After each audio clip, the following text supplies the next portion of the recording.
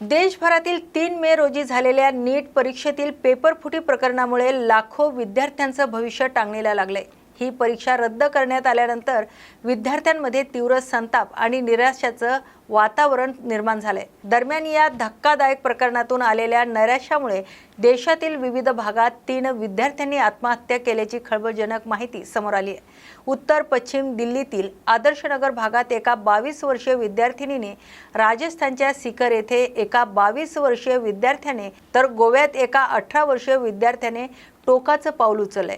परीक्षा रद्द झाल्यामुळे निर्माण झालेल्या मानसिक तणावातून ह्या घटना घडल्याचा संशय व्यक्त केला जातोय। या प्रकरणातील मुख्य सूत्रधारासह काही विद्यार्थ्यांना अटक करण्यात आली आहे, तर केंद्रीय यंत्रणांकडून या प्रकरणाचा तपास सुरू आहे। दरम्यान नीटची नवीन तारीख जाहीर झाली असून 21 जून 2026 रोजी ही परीक्षा पुन्हा घेतली जाणार असल्याचं सांगितलं जात आहे। मात्र दुर्दैव या घटनांमुळे विद्यार्थ्यांचा मानसिक आरोग्याचा आणि सुरक्षेचा मुद्दा आता अत्यंत गंभीर बनलाय।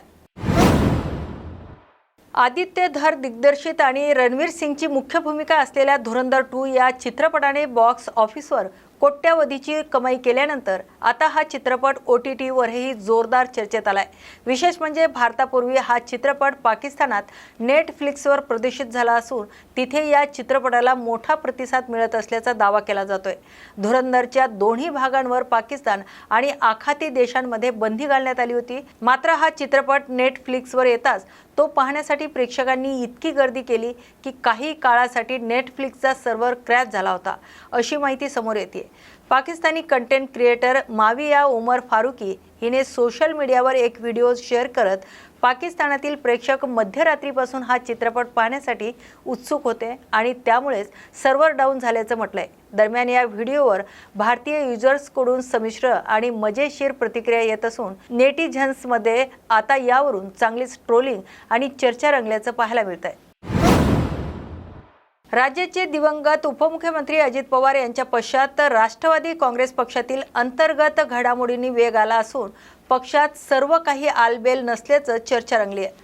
सुनेत्रा पवार यांनी पक्षाची सूत्रे हाती घेतल्यानंतर पार्थ पवार आणि जय पवार यांच्याकडे महत्त्वाच्या जबाबदाऱ्या सोपवण्यात आल्या आहेत। मात्र याच दरम्यान पक्षातील अंतर्गत मतभेद समोर येत असून एका वरिष्ठ नेत्याने थेट शरद पवार यांच्याकडे कुटुंब प्रमुख म्हणून पार्थ पवारांना समज देण्याची तक्रार केल्याची माहिती समोर येते।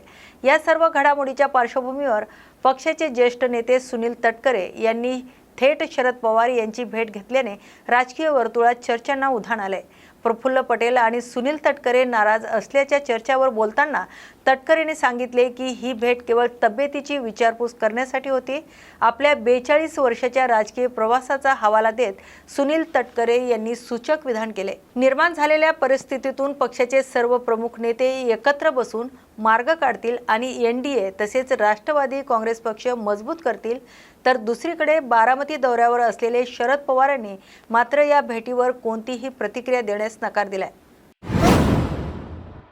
मुंबई पुणे द्रुतगती महामार्गावरील मिसिंग लिंक परिसरात एक अत्यंत भीषण अपघाताची घटना घडली आहे। एका भरधाव बसने समोरील 3 खासगी वाहनांना जोरदार धडक दिल्याने झालेल्या अपघात दुर्घटनेत 3घांचा जागीच मृत्यू झालाय, तर 4 जण गंभीर जखमी झालेत। धडकीची तीव्रता इतकी मोठी होती तर वाहनाचं मोठ्या प्रमाणात नुकसान झालं असून अपघातानंतर परिसरात एकच खळबळ उडाली। घटनेची माहिती मिळताच स्थानिक पोलीस आणि महामार्ग सुरक्षा पथकाने तातडीने घटनास्थळी धाव घेत बचाव कार्य सुरू केले। जखमींना तात्काळ बाहेर काढून उपचारासाठी जवळच्या रुग्णालयात दाखल करण्यात आले। या अपघातामुळे महामार्गावरील काही काळ मोठी वाहतूक कोंडी निर्माण झाली होती। चालकाचं नियंत्रण सुटल्याने हा अपघात झालाय की यामागे इतर काही तांत्रिक कारणे होते याचा तपास सध्या पोलिसांकडून केला जातोय।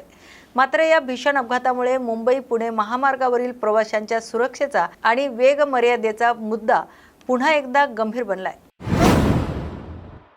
मराठा आरक्षणाच्या मुद्द्यावरून राज्यात पुन्हा एकदा आंदोलनाची ठिणगी पडण्याची शक्यता निर्माण झाली। मराठा आंदोलक मनोज जरांगे पाटील यांनी सरकारवर फसवणूक आणि विश्वासघाताचा आरोप करत आरक्षणासाठी आंदोलनाशिवाय पर्याय नसल्याचं म्हटलंय।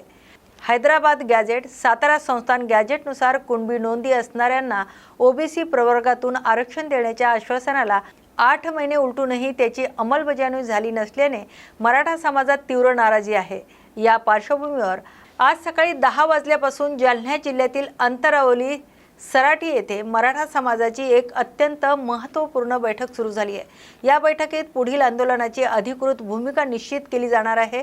तर शिंदे समितीकडून कुणबी नोंद शोधण्याची काम जवळपास ठप्प झाल्याचा आरोपही यावेळी करण्यात आला आहे। दरम्यान मनोज जरांगे पाटील यांनी मराठा समाज आता थेट दिल्लीकडे कूच करू शकतो असे संकेत दिले। काही दिवसापूर्वी राज्याचे मंत्री उदय सामंत यांनी जरांगे यांची भेट घेतली होती। त्यामुळे आजच्या या बैठकीकडे आणि सकाळी 11 वाजता होणाऱ्या पत्रकार परिषदेत जरांगे पाटील काय घोषणा करतात याकडे संपूर्ण राज्याचं लक्ष लागलंय। नाशिक कुंभमेळा रिंग रोड प्रकल्पासाठी करण्यात आलेल्या जमीन संपादन प्रक्रियेतून जेलमध्ये असलेल्या अशोक खरात यांना तब्बल 3 कोटी रुपयाचा मोबदला मिळणार असल्याची माहिती समोर आली आहे। या प्रकरणामुळे पुन्हा एकदा जमीन व्यवहार आणि संपादन प्रक्रियेवर प्रश्नचिन्ह उपस्थित केले जात आहेत। माहितीनुसार कुंभमेळा रिंग रोड प्रकल्पासाठी प्रशासनाकडून विविध भागातील जमिनी संपादित करण्यात येत आहे। तर यामध्ये अशोक खरात यांच्या नावावरील जमिनीचाही समावेश असून संबंधित जमिनीच्या बदल्यात कोट्यावधी रुपयाची भरपाई निश्चित करण्यात आल्याचं सांगितलं जात आहे। विशेष म्हणजे गंभीर आरोपामुळे सध्या जेलमध्ये असतानाही जमीन संपादन प्रक्रियेमुळे खरात यांना मोठी आर्थिक रक्कम मिळणार असल्याचं या प्रकरणाची राजकीय आणि प्रशासकीय स्तरावर चर्चा सुरू झाली आहे। कुंभमेळ्यासारख्या मोठ्या प्रकल्पांसाठी करण्यात येणाऱ्या जमीन संपादन व्यवहाराची पारदर्शकता आणि त्यातील लाभार्थी यावरही प्रश्न उपस्थित होत आहेत। दरम्यान प्रशासनाकडून जमीन संपादनाची प्रक्रिया नियमानुसार पार पडत असल्याचं सांगितलं जात आहे।